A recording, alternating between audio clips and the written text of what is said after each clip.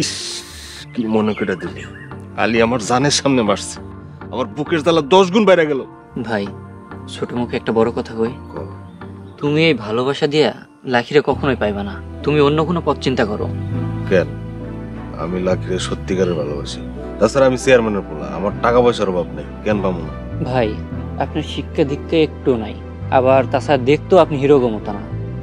আপনার ভিতরে ভালো কোনো গুণই নাই, আর অতীতেও আপনার মায়া চালানোর রেকর্ড আছে। লাকি কোনোদিনই পড়বে না।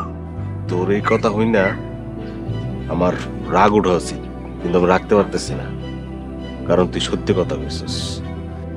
এতই যেহেতু বুঝস, তাহলে একটা বুদ্ধি দিয়ে লাকিরে কেমনে পাবো? লাকিরে ছাড়া আমার জীবন অন্ধকার। ভাই লাকি দেখতে শুনতে সুন্দর, আবার সাবেক চেয়ারম্যানের মেয়ে, বংশও ভালো, তবে মায়ার একটু লোভী। এই সুযোগটা নিতে পারেন। বুঝছি তুই কি কইতেছিস, এটা একটা ভালো পয়েন্ট। শোন,